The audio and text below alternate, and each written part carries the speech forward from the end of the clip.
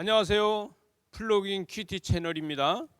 오늘은 12월 31일, 오늘은 다시 돌아올 수 없는 이런 2020년 12월 31일입니다. 목요일입니다. 베드로후서 3장 10절에서 18절 말씀으로 함께 은혜를 나누겠습니다. 오늘 3장 10절에서 뭐라고 얘기하면 주의 날이 나옵니다. 여러분, 3장 10절에서 주의 날이 나오고 12절에서 하나님의 날이 나옵니다. 여러분, 일반적으로 보면 하나님의 날이나 주의 날이나 똑같은 거로 다 생각할 수 있어요. 그러나 주의 날은 하나님이 그를 심판하는 것이 아니라 주의 날은 은혜의 날입니다. 구원의 날입니다. 그러나 12절에 나오는 하나님의 날은 심판의 날을 이야기하고 있는 것입니다.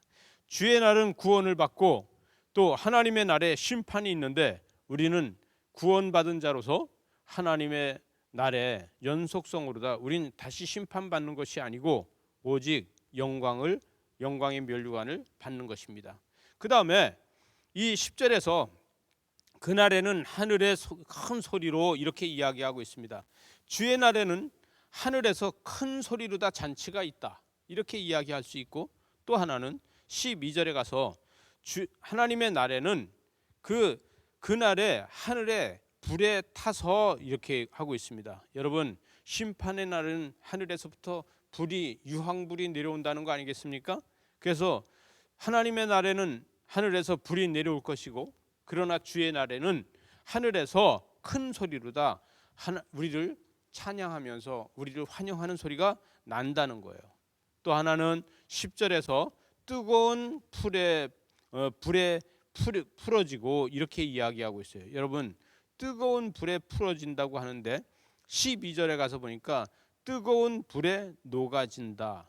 여러분, 주의 날에는 뜨거운 불에도 풀어져서 뜨거운 것이 뜨거운 게 아시나 우리를 사랑으로 감싸는 게 됩니다. 성령의 불이 우리에게 임하면요, 우린 그 뜨거움이 우리를 성령 충만하게 만들어가는 것이고, 하나님의 날의 뜨거움은요 녹아져서 다 없어진다는 거예요. 여러분, 하나님의 날에는요 이 뜨거움이 우리의 영혼까지도 다 녹이는 것을 우리는 알 수 있습니다. 그래서 우리는 이 하나님의 날과 주의 날을 우리는 분별할 수 있어야 됩니다. 또 하나는 11절에 가서 보니까 11절 하반절에 거룩한 실행과 경건함에 대해서 이야기하고 있어요. 여러분, 이 거룩한 실행과 경건함은 13절에 의가 있는 곳에 이렇게 이야기합니다. 여러분, 거룩한 행실과 경건함으로 우리는 의가 있는 새 하늘과 새 땅을 바라볼 수 있어야 됩니다. 저와 여러분요, 새 하늘과 새 땅을 바라볼 적에 14절에 가서 말합니다. 14절에서 뭐라고 얘기해요? 우리는 연속적으로 제가 이야기를 하면 11절과 13절을 또 14절을 제가 연결을 시켜서 읽으면 거룩한 행실과 경건함으로 의가 있는 곳에 흠도 없고 점도 없다, 이렇게 이야기하게 되겠습니다. 점도 없이 흠도 없이 하나님의 평강이 우리에게 있을 것이다. 우리는 그래서요, 그 평강은요 전쟁이 없는 평강입니다.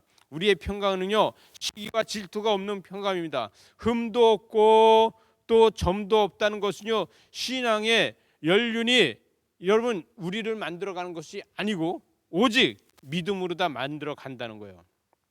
여러분, 신앙의 연륜으로다가 우리는 힘쓰는 것이 아닙니다. 우린 믿음으로다가 힘써야 된다는 거예요. 여러분, 베드로는 그래서 이렇게 이야기합니다.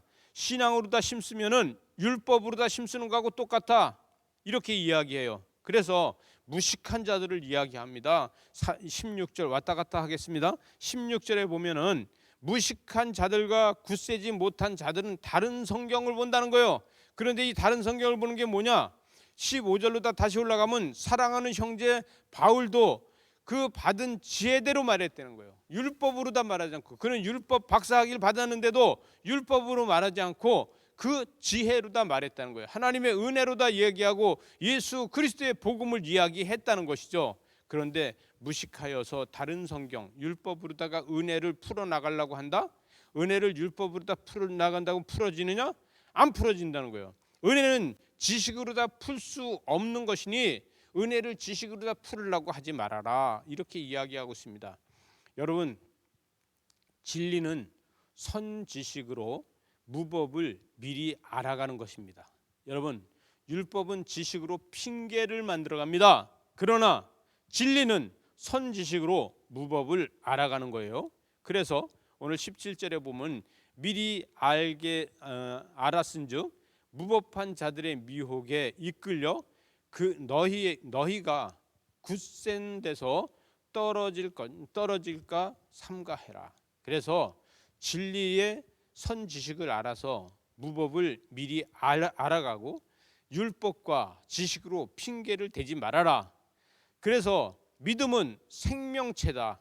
그래서 여기 마지막 절에 보면 은혜와 그의 아는 지식에 따라 그 가린 영광이 이제와 영원한 날까지 그에게 있을지어다 그랬는데, 믿음은 생명체입니다. 믿음은 계속해서 성장하는 겁니다. 믿음은 자라는 것입니다. 믿음은 커지는 것입니다.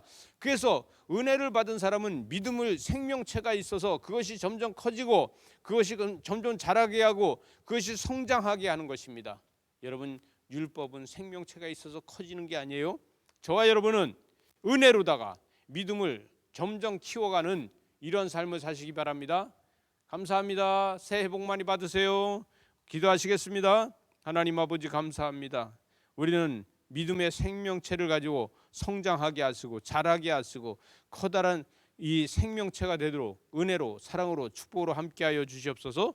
예수님 이름으로 기도드리옵나이다. 아멘.